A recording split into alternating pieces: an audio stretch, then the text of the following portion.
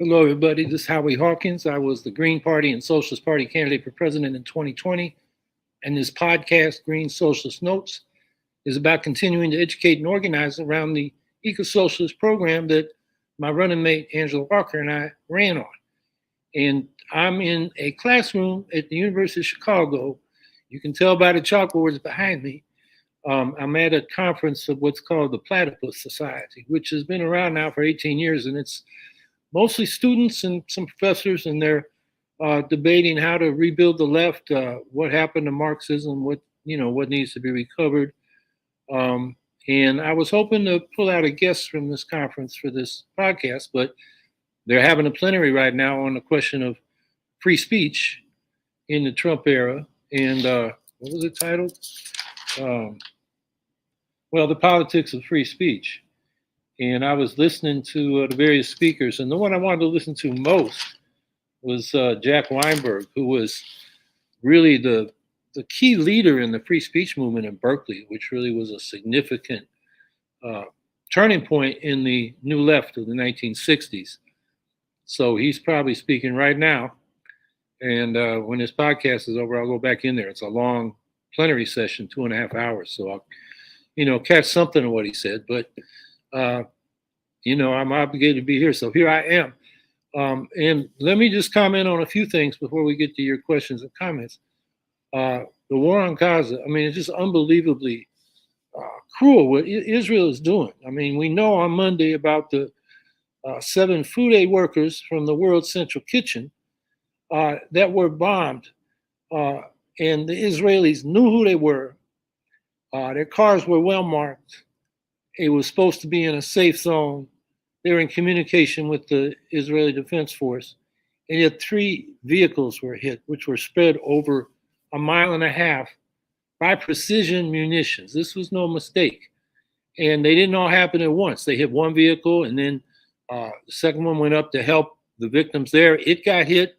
Same thing happened to the third one when it went up to help the people that were hit. This is a blatant war crime that must be punished. In the same day, Israel bombed the Iranian consulate in Damascus, Syria, which is the equivalent to bombing Ukrainian territory. And, the Netanyahu government seems intent on spreading this war to Iran and drawing the U.S. in on its side. That could be not only the death knell for Biden's reelection, which Netanyahu wants, he wants Trump in, but he also wants an endless war domestically so he can stay in power. His polling numbers are now 15%. He'd love to have Biden's or Trump's low polling figures, which are up, in around 40%. So he's very unpopular. For him, war is the way to stay in power. So, we got to keep doing what we've been doing, out on the streets, contacting members of Congress for a permanent ceasefire, humanitarian aid into Gaza, withdrawal of Israeli troops from Gaza, and an end to U.S. military aid to Israel until it ends its policies of apartheid and occupation of the Palestinian territories, and until it engages in good faith toward a political solution that would provide peace and equality for all the inhabitants of Israel-Palestine. And the Biden administration, I think partly because of our pressure in the United States and globally, they know they're getting isolated and they don't want to go down, sink the ship with Israel. And so there's distance being drawn, and there may be consequences if Israel doesn't agree to this ceasefire and the rush of humanitarian aid and the release of hostages. Of course, Hamas has to agree with too, but the indiscriminate killing of civilians, they're bombing Rafah. They haven't even invaded it yet, is, I think what's got to stop, or what the Biden administration said was they're going to have not a reassessment. They said they will assess their options. Reassessment has a certain word meaning in the context of the Israeli-Palestinian conflict. But in any case, the Biden administration is feeling the pressure, and we got to keep putting it on it. And meanwhile, Ukraine, running out of ammunition, running out of interceptors of ballistic missiles and drones coming into Iran. The Russians are firing at them, as well as fighter jets. If the air defense system gets so weak, the jets can come in and bomb. They'll carpet bomb cities like Kharkiv and uh, Zaporizhia, like the Russians did to Mariupol, or they've done in the past to Grozny and Chechnya, or Aleppo in Syria.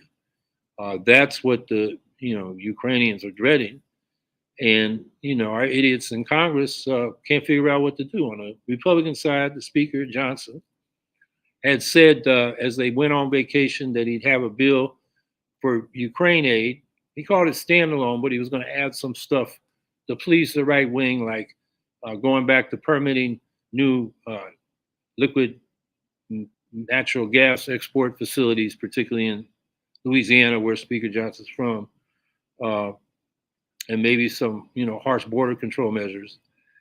So it wouldn't be completely standalone, but he would hope to get enough Republicans and the moderate Democrats, sort of the middle of Congress, to pass that. But Marjorie Taylor Greene, said nothing for Ukraine, and if Johnson puts it forward, she's going to activate that resolution to have him replaced. And he will, there are enough votes there to, knock him out of the speakership, and then you got to mess with who's going to be the speaker. Now the Democrats, for their part, are saying to Johnson, if you get the Ukraine aid passed, put it on the floor, we'll give you the votes for that. We'll also give you the votes to keep your speakership in exchange. And so that's one possible scenario. There was an effort to do a discharge petition, but it's stuck at about 190 signatures. The progressives won't sign it because that's for the Senate bill, which is basically based on Biden's proposal to give both Israel and Ukraine aid in the same bill. And the progressives don't want to give Israel any more weapons to commit more slaughter in Gaza. So it doesn't look like that's going to get enough signatures. So it's really Johnson who's got to decide whether he's going to capitulate to the Republican right wing and then nothing gets passed, or whether he decides he's going to pass Ukraine aid with the help of the Democrats, who also will protect the speakership. We'll have to see. And then the last thing I'll just say is, Trump, the April Fool. On April Fool's Day, that new stock for his social media company, he lost $2.4 billion on April Fool's Day, and the loss is no joke. The joke is on Trump and his fellow shareholders in the Trump Media and Technology, who thought this small company that was losing millions of dollars last year was really worth several $billion. And the stock market valued that company initially when the independent or the initial public offering went out at more than $8 billion. So, Trump thought he made a lot of money in a big windfall. But a week later, there had to be a filing with the Securities and Exchange Commission, and it showed that this company, which was supposedly worth $8 billion, had generated just $4 million in revenues last year. So that's 1/2 or 1/1000th of what the company's valued at. And they lost $58 million. They only raised $4 million. They lost $58 million. They were about to go bankrupt. So that report about the losses last year and the low revenues created a market value loss of 1/4 of the value. From the stock opened at $48, went to $79, but by the next Monday was back down to $48.66. And so, Trump's value, his 50% ownership in that, 57% ownership in that company, went from a high of $6.2 billion back down to $3.6 billion, which is nothing to sneeze at, but I think it's going to go down from there. The stock has no major institutional backers like large investment firms and banks. Hey, they know this is a mirage. Most of the stock's purchasers seem to be small retail investors who are going to get burned. Trump has made a bunch of more suckers. The value is fictitious. A company with $4 million in revenues and $58 million in losses is not worth several $billion. So I think the stock value will continue to decline. By the end of the week, it was back down to 40, which is where it was when the initial public offering went out. So now Trump might get permission to sell some of his shares to meet his legal and campaign expenses.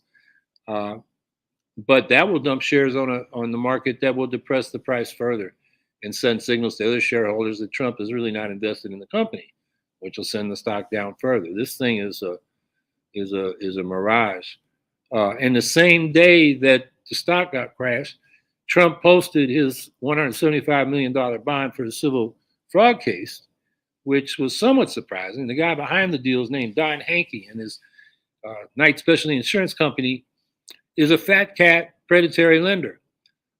He's worth 1.6 billion, and he made his money on subprime loans, auto loans, and he cleaned up, particularly after the 2008 financial crisis. He has bailed out Trump from financial difficulties in 2026 for Trump Towers in Miami by refinancing the mortgages there. He made 2 large loans to Trump's son-in-law, Jared Kushner, for real estate. And the reporting is this guy's never met Trump, but has supported him politically. But I think this is about business, because Trump may like, Hankey may like Trump's politics, but above all, he's a predatory lender, and he may see Trump as his latest prey. So Hankey may be expecting to clean up by acquiring some of the prime Trump properties if Trump can't pay off the bond, when, as most observers expect, he loses his appeal and has to pay up for that bank fraud case, which with interest is going to be over $500 million. So I just think, I called it Trump, the April Fool. On that day, his stock market crashed. And while he got that bond, in fact, the latest news is the Attorney General of New York is asking for more disclosure as to what's backing this bond, the collateral or cash. So Trump's not out of the woods. And when he loses his appeal, he's definitely not out of the woods. So at this conference, somebody was arguing that Trump is being wrongfully accused and wrongfully prosecuted, which I, just found to be crazy. I didn't understand the argument. It was something to do with free speech and how the Democrats are politicizing this process. But of course, politics are involved, but Trump is a crook, and he's finally getting caught, and I think it's about time. So anyway, that's my little rant to start this up, and I'm looking forward to your questions and comments. Vicky Corden, it is very upsetting, the tragedy of the World Kitchen humanitarians. I think it was deliberate. Yeah, I think you're right. All the circumstantial evidence surely points to that. You don't hit one and then you hit another and then you hit another when this organization's been in touch with your military forces. And it's not the first humanitarian aid workers who have been killed. A lot of people, particularly Palestinians, have noted, we've lost over 200 aid workers. They've been Palestinians. Now some Westerners get killed by Israel, and it's front page news and everybody's upset. The critique there is we should have already been upset, but it is very upsetting what happened to these humanitarian workers, as well as the earlier humanitarian workers, like with the United Nations Relief and Works Agency, which has been providing humanitarian aid to Palestinian refugees since the late 1940s.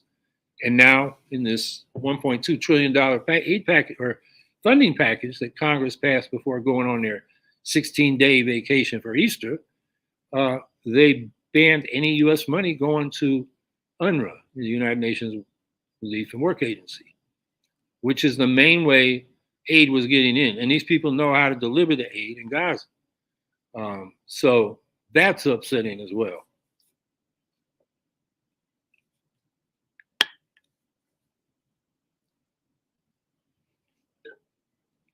Frankie Lee, how do you think anything will happen to stop Israel from a full-scale attack on Rafah?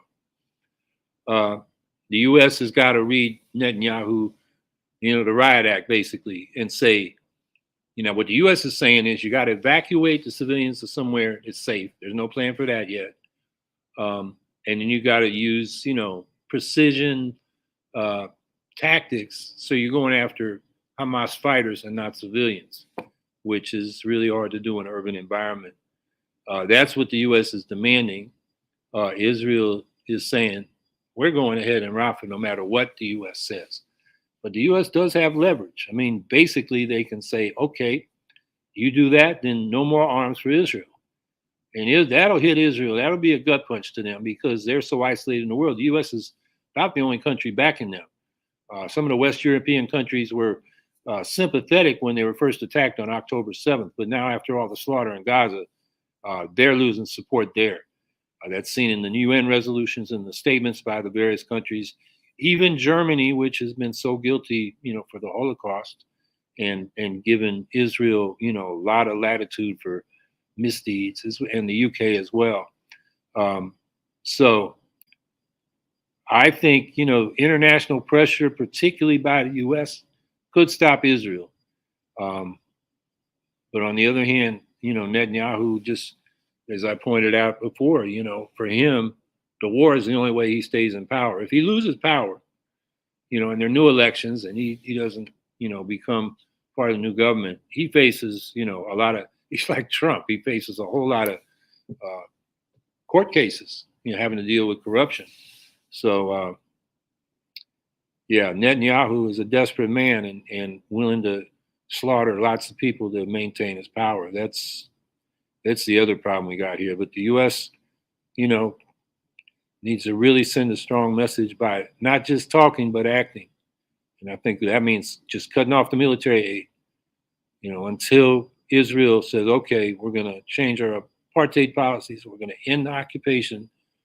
And we're going to negotiate with the Palestinians about a real political solution that provides equality and justice for everybody living in Israel and Palestine.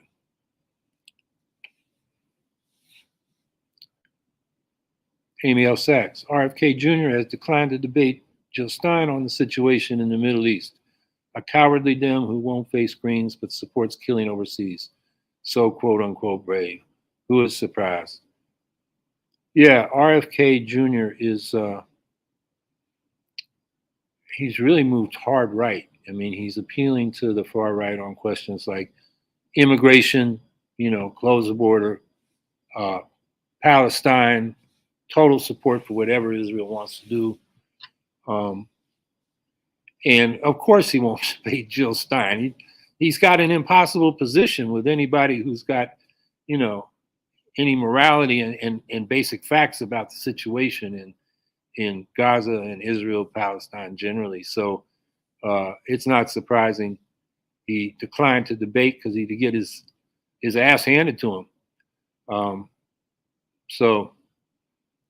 But I think it was a good move by Jill to say she's willing to debate. It got some news coverage. That was a good media hook, because the media mostly doesn't like RFK Jr. So it just gave him, that was kind of a little stick to beat him with, but he's gonna get a lot more because, well, for several reasons. One is he's got terrible positions on immigration and Gaza and public health and vaccines.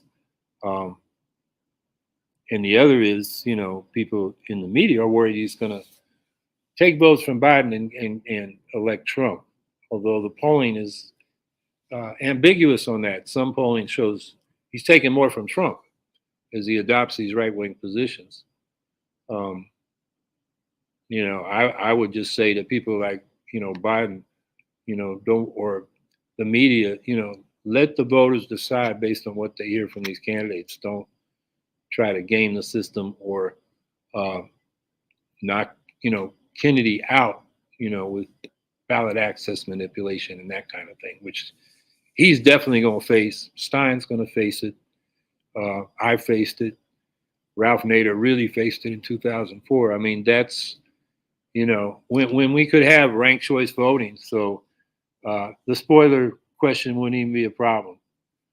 I mean, the thing, if I was running this year, that'd be my top issue because that's all they talk about when they talk about Stein and West.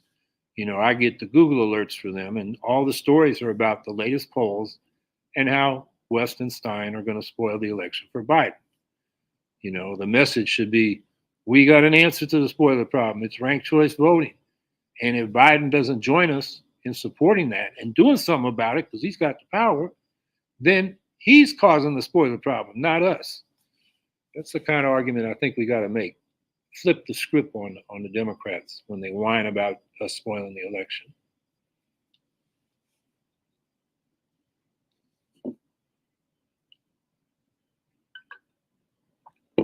Chris Blankenhorn, Illinois just started its 50,000 signatures in 90 days for ballot access sprint. New York starts in a couple of weeks. Yeah, April 16th. Comments on the current ballot access struggle and the broader democracy fights Greens need to engage in. I've been saying this since I ran in 2020. We got to make election reform, ranked choice voting for executive offices, proportional ranked choice voting, or proportional representation, which creates proportional representation when you have proportional ranked choice voting for multi-member districts in legislative bodies. That's the key reform, because that will break up the two-party system, which is really one party systems in most districts, where one or the other major party has a majority. So most of our elections are not competitive. 95% of state assembly races and state Senate races are non-competitive. 90% of races for the House of Representatives are non-competitive because one or the other party's got a majority, and everybody knows who's going to win before the election even happens. So people, they say, "Why should I vote? I know who won." So those two things, that's a real game changer. And the other thing is fair ballot access. There was a good bill. It was put in by John Conyers called the Fair Election Act in 1989, and it set standards for fair ballot access, which are much lower than most states have now.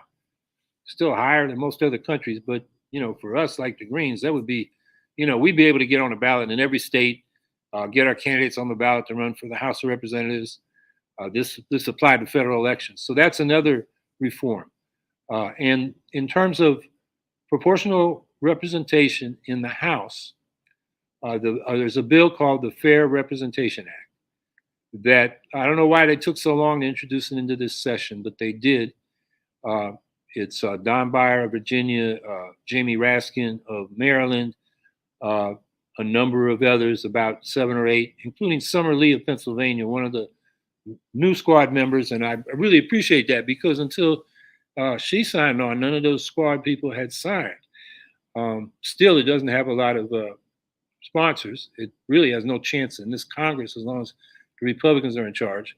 But it's a bill that we should get behind, So the ballot access fights we should engage in at the federal level, push for a bill to have a national popular vote using ranked choice voting for president.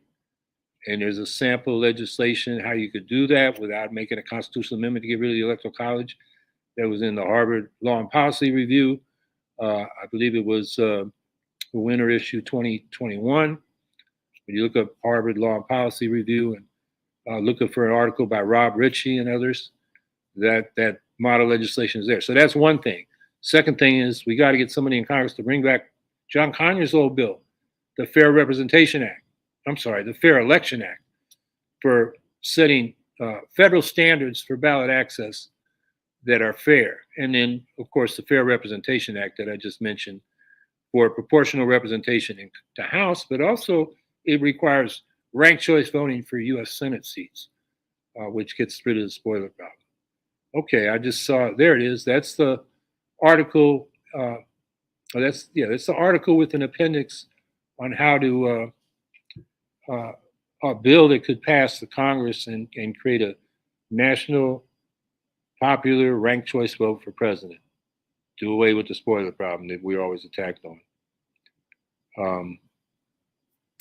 So anyway, that's my answer to that question, what we can do. And then, of course, at the state level, there are comparable legislation at the local level, for ranked choice voting, particularly proportional ranked choice voting for city councils and state legislatures, and fair ballot access in your state. All those things I think should be high priority for the Green Party, because until we deal with those things, if we get on a ballot, which is hard in the first place, then we got to face a spoiler problem, which, most progressive-minded people that would vote Green say, I can't risk it because the Republican might get in. And that's the dynamic that keeps us marginalized. And until we change the electoral system, that's just the nature of winner take all single member district elections. So I think that's a high priority. Fair ballot access, ranked choice voting for executive offices, and proportional ranked choice voting for proportional representation in legislative bodies. Vicky Gordon, gerrymandering, money in politics are big problems. Also, when the Supreme Court said money is speech. I agree, those are big problems, although I think the winner take all single member district problem is the biggest we face. If you go to proportional ranked choice voting, proportional representation, then gerrymandering is largely eliminated because you have multi-seat districts and every political viewpoint gets its fair share of representation and power in proportion to the vote it gets.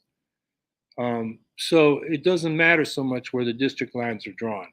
So that already gets rid of gerrymandering to a large extent.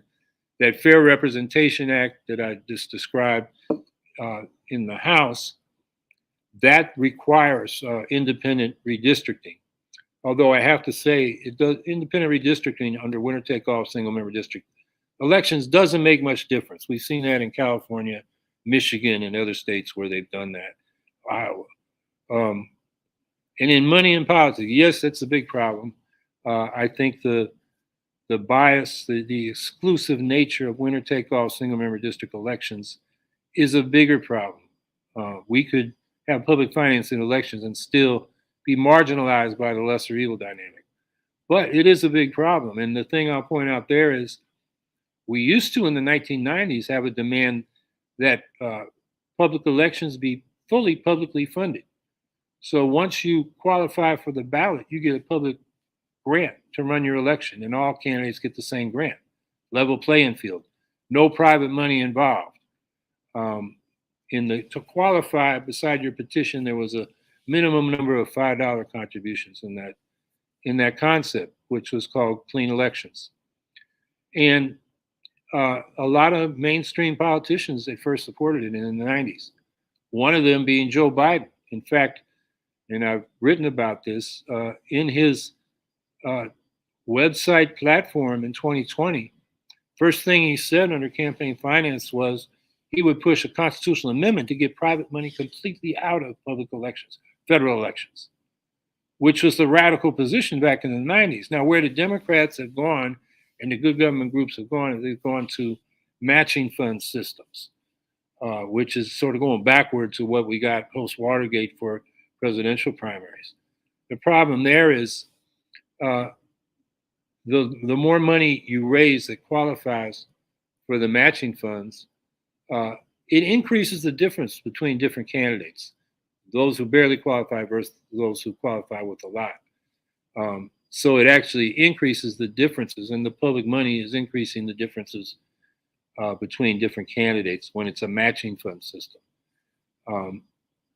On the other hand, if there is a matching fund system, Greens can get a nice boost to their campaign financing.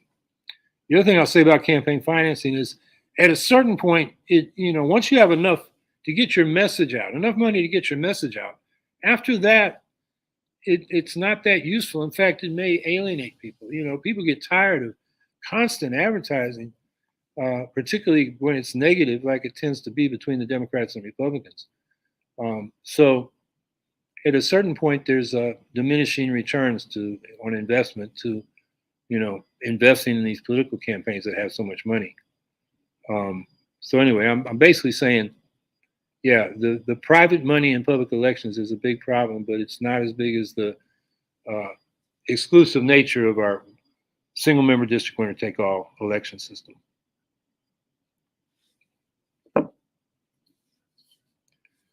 B.D. Dimmitt. I can't understand how Green representatives candidates can address the spoiler concept without pointing out the Democrats' Pied Piper strategy that created the possibility of a Trump presidency. Leaving that out cuffs our hands behind our backs every time the issue is raised. The Democrats are entirely responsible for the chance of putting Trump in office in the first place.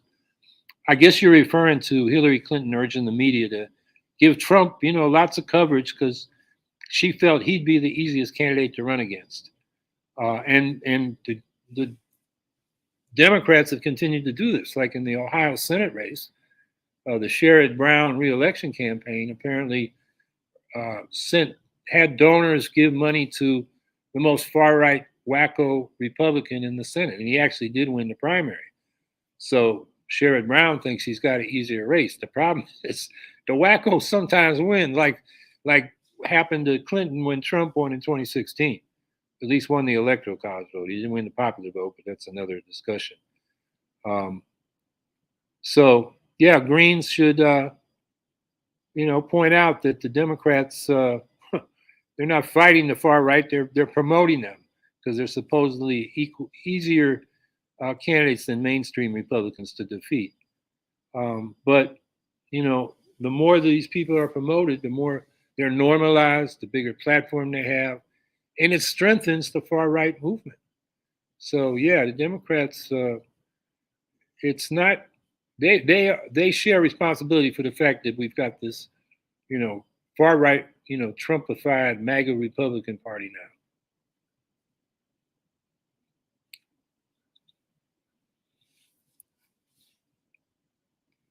Ashley R. That's all true, but how do Greens plan to actively stop SACR or Project 2025?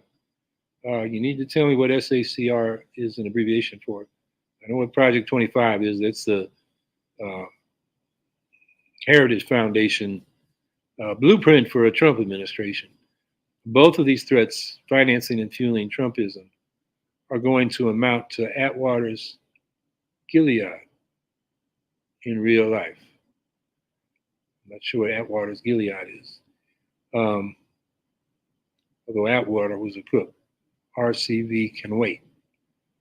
Well, I don't know why that follows. I mean, you got to start. If you're ever going to get it, you got to start. And every time, I remember when Nixon ran and people in 72, and, I was being told you got to vote for, who was it that year? Was it Humphrey? Was it 68? McGovern.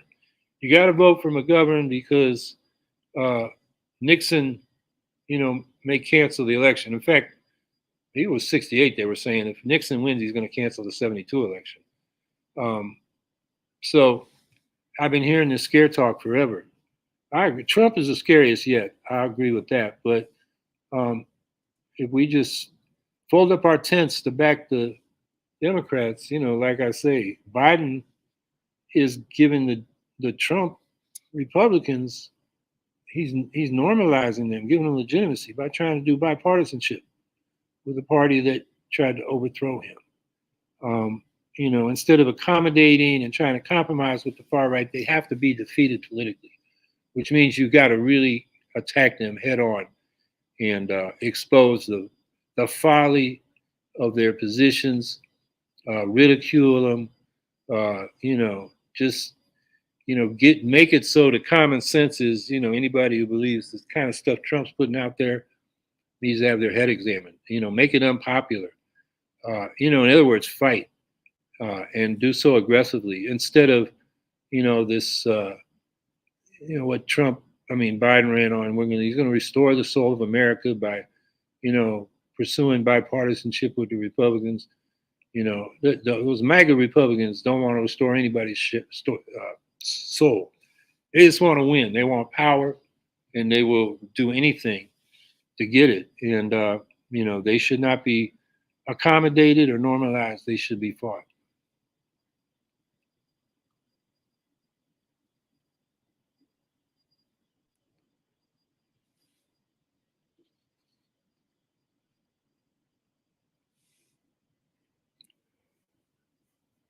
Waiting for that question. Still zero platform on Biden's website. Yeah, well, we got to be. People in glass houses can't throw stones. Jill doesn't have her platform up. She's got a very generalized principles statement up. I know there's a platform being worked on, but it's been months. It should be up by now.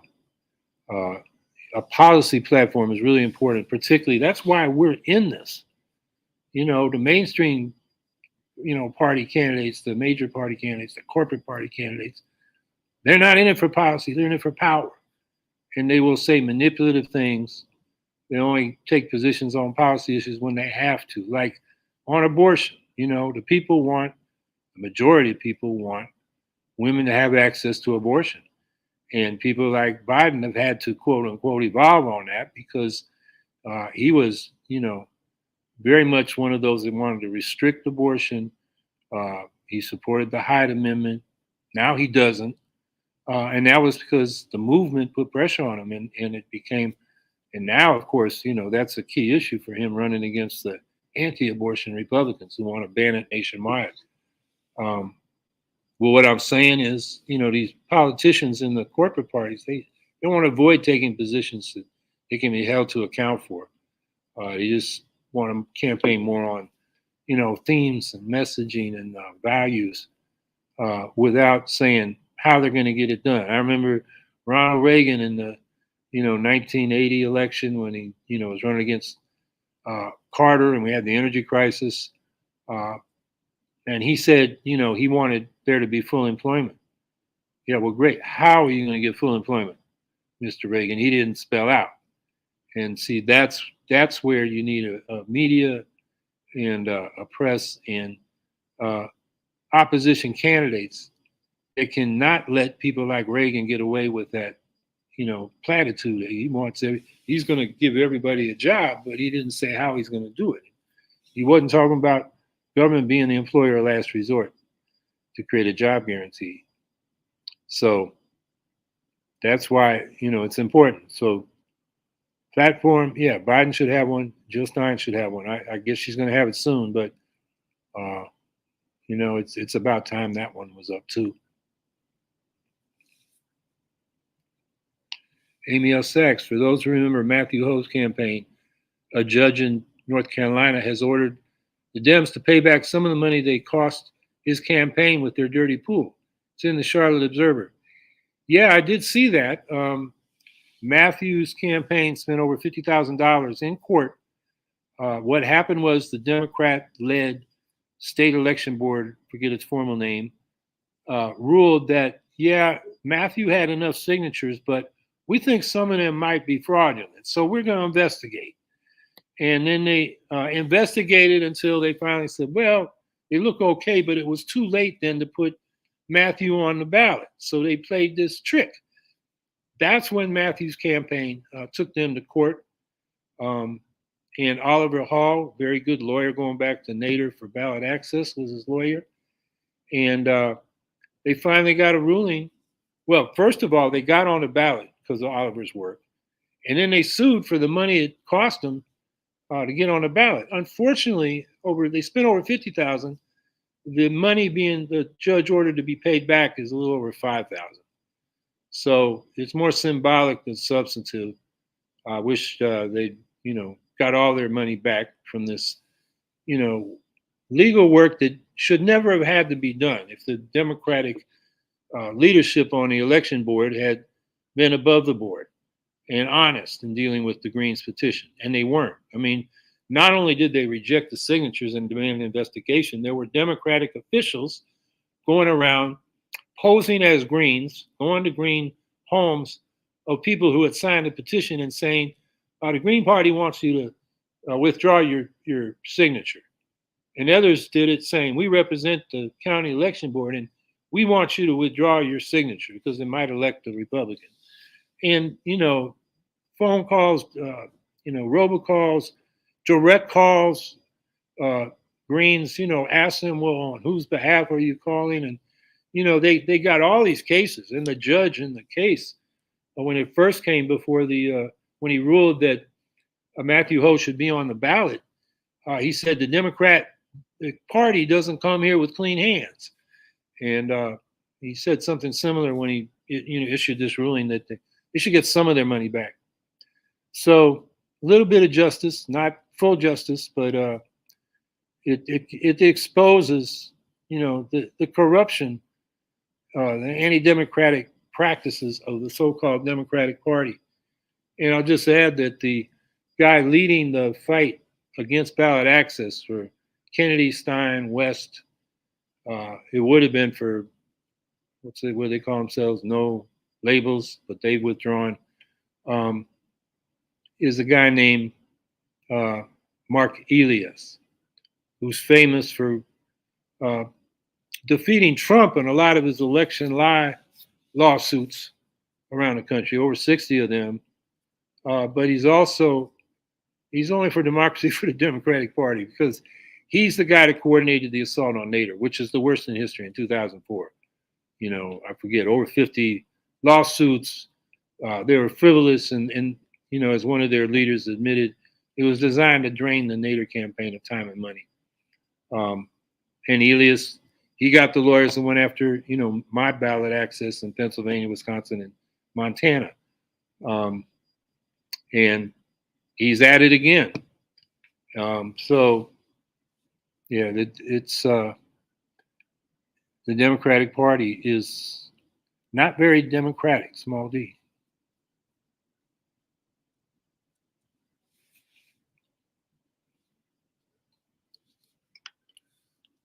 Thoughts on no labels not running a presidential candidate? Yeah, they couldn't find, one with their politics who wanted to run. Their politics were like they were going to be the third corporate party without all the, fuss and mess between the Democrats and Republicans. And they thought they could win it by, I guess, being the nice guys and the straight shooters. But everybody they talked to didn't want to be the one blamed for Trump getting reelected because the general consensus was even if they put Republicans at the top of the ticket, Biden would lose, not Trump, whose base is smaller but more loyal, whereas Trump's base is bigger, but a lot of them are having problems with Trump. I mean, with Biden, for a lot of reasons right now, especially what's going on in Gaza. So, yeah, it's not surprising. No labels this has been going on for like 20 years. There's always some well-funded group saying we're going to put forward a corporate centrist, and what they really are is people who think the socially liberal Democrats, who are not economically progressive, are too much to the left, and of course the MAGA Republicans are too far to the right. So where they really want to be is with the mainstream conservative Republicans, which they call the center, which if you poll public opinion on policy issues like universal health care and Green New Deal to deal with climate change and so forth, they're way to the left of both parties, including the imaginary, centrist majority that the no labels type of efforts think is out there. But anyway, that makes one thing clear in this election: there won't be a third corporate option, which I think really never had much more chance. I mean, we already got two of them. Why would people go to a third, except for personal dislike of Trump and Biden? So I guess that was their thought, but it didn't work out that way. They couldn't get anybody of the candidates they were seeking to do it. And then one of their leaders, Lieberman, died last week as well. So they've thrown in the towel.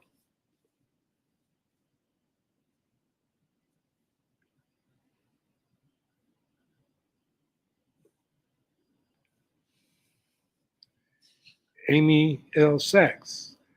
Frankie Lee, prominent leftists were slapped down hard after a few of them supported Nader in 2000. Now they are too chicken shit to even hint that they could reject Biden in November. Yeah, the 2000 election really sent a lot of progressives who, after the Clinton years, the corporate leadership of corporate politics of Clinton, and his he wasn't even very socially liberal. I mean, what he did do in that regard was, he responded to public opinion polls. He didn't lead on those issues. After that, a lot of progressive-minded, prominent people said, "Yeah, Ralph Nader, that's what we need." And after Gore v. Bush, where the Supreme Court handed the election to Bush, and ignored the fact that, when the ballots were actually counted, Gore won Florida, counted by the media. They took a lot of effort to put together a consortium and looked at all the media by every criteria, counting all the questionable ballots with the hanging chads and so forth. Gore won, but it was stopped by the Supreme Court. Yet Nader got the blame, and the Democrats really pushed that narrative to put everybody back on their reservation, and it worked. They are, the mean-spiritedness and extent of the, shaming of people that had supported Nader was pretty nasty. And so, yeah, a lot of those progressive personalities, they duck.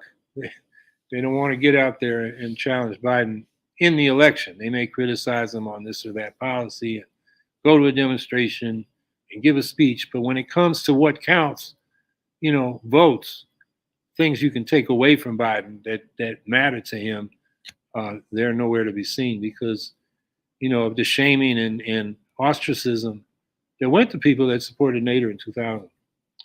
So that's the spoiler effect. And that's why I think it's so important that we challenge it with ranked choice voting and proportional representation. Vicky Corden, in Florida, the abortion issue will be on the ballot in November.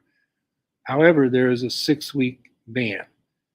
Yeah, I guess you're referring to the Supreme Court supporting legislation that set a 6-week ban in place.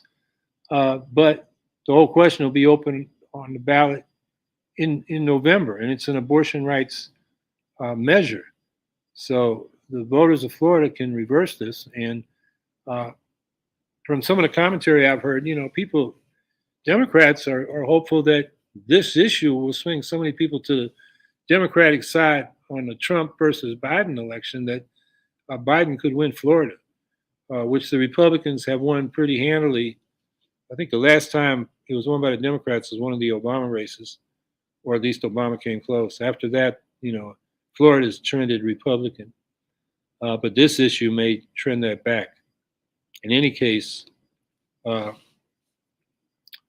I haven't looked at the polling in Florida about this issue, but if it's like the country as a whole, that referendum's going to win.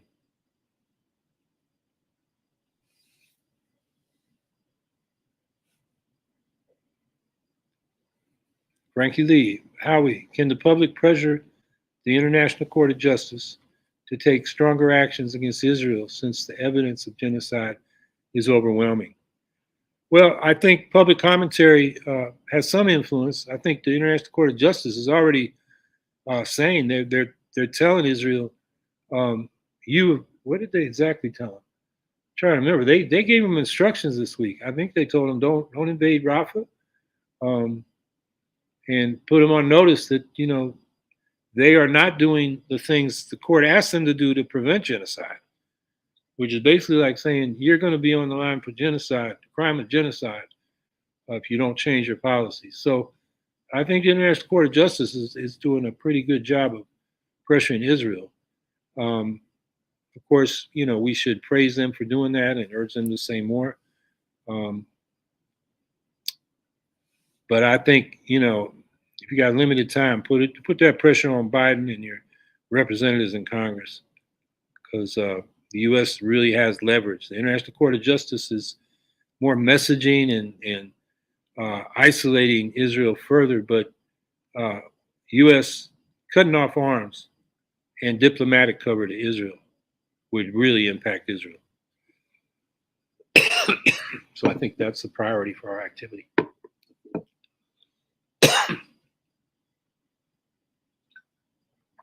Scout Trooper 164. Howie, what do you think the Ukrainians managing to hit?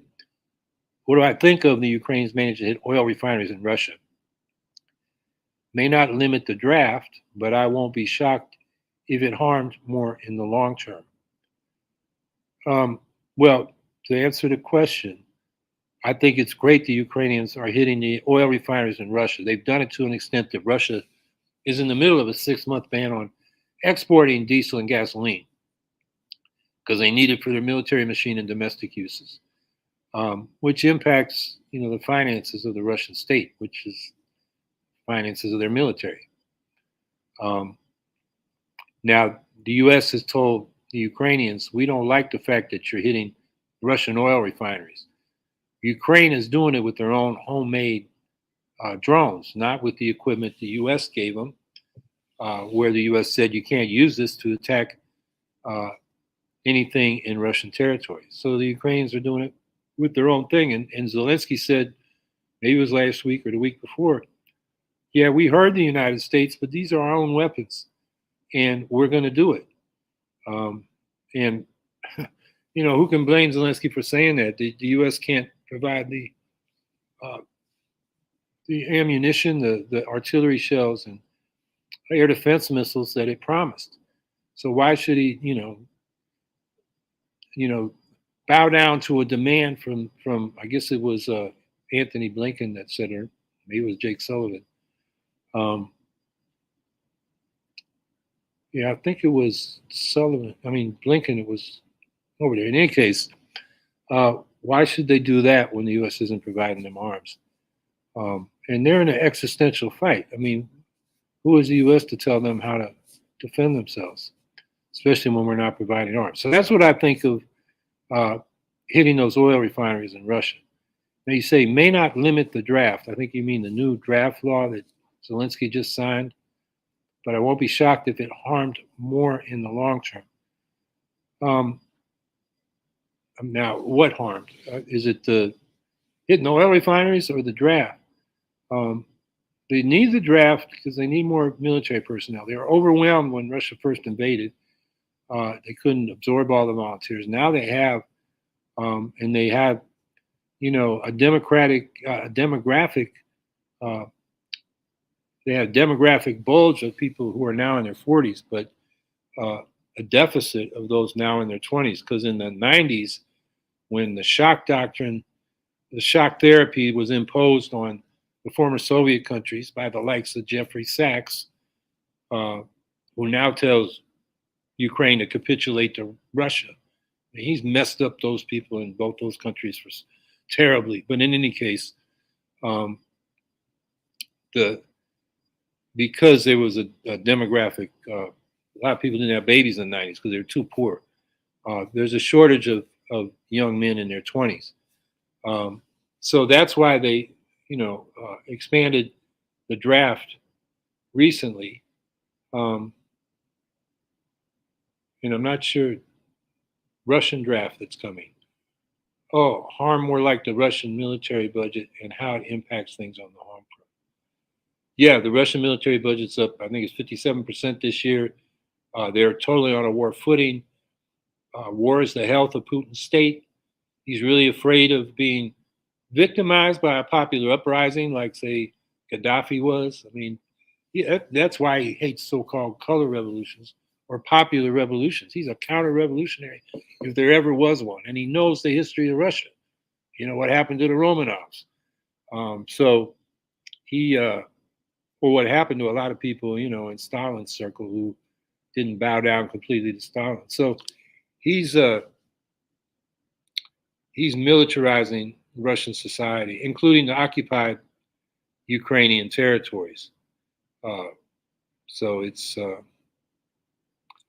that kind of harm. Yeah, it's a misdirected use of resources.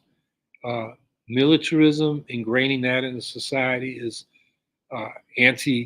detrimental to democracy and to social justice. The militarism tends to go along with nationalism, which in Russia means, the white Russians, not the Asian immigrants from Kazakhstan and Kyrgyzstan and Tajikistan. And that is happening right now where Russian state media and the state itself are really scapegoating and arresting Asian migrant workers in Moscow and St. Petersburg. It's been brutal this last couple of weeks since that terrorist attack in at that concerts hall at a shopping mall just outside of Moscow. And I mean the Russian state, but this is not unusual. On the one hand, they're saying, "Oh, the Ukrainians organized it." On the other hand, they're going after Asian immigrants in a very racist way, which is mobilizing the white racists within Russian society. They have a lot of neo-Nazi groups there. So yeah, Russia's militarism is harming itself, its own society, but also the countries around it that are have to defend themselves from that militarism, and they become militarized. So it's a vicious circle, and somehow it's got to be broken. I mean, the Russian and Ukrainian left are now at the point where they're saying, Putin's either got to, pass on, or we need a revolution to replace the power structure in Russia, because this militarism and nationalism is how the ruling class now rules. And of course, they want to stay in power. So it's a bad situation.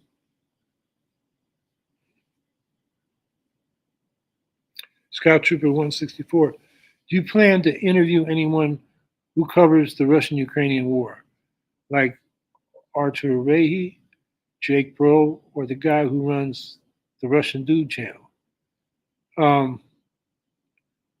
You got to give me more detail. I've heard of the first two names. The Russian Dude channel, is that the name of his podcast, Russian Dude?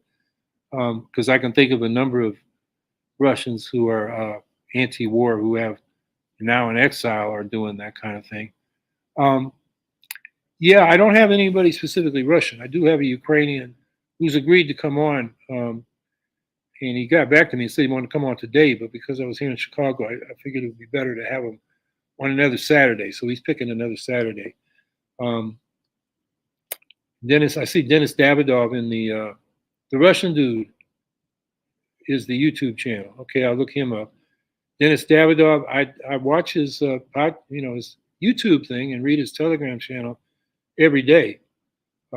He's good on basically the ground game of the war, and he's got his own commentary. I don't always agree with it, but I mostly do. I don't know if he'd want to come on this one. He's got his hands full getting out his every day. He's got to produce. But he would be an interesting guest. That's an interesting idea. So yeah, I have had Ilya Butrakis, or Reitkis, who's a Russian socialist, anti-war guy that went into exile with the war. I might have him back. I can get him back. But you're right. I should, the political repression going on to Russian peace activists and the left is terrible. There's over 20,000 political prisoners now. Some of them are pretty prominent, like Boris Kagarlitsky. If you look him up, and there's a petition for his release. There are others less well known, but just as deserving of solidarity and support. But Russia's becoming very repressive, particularly for the left.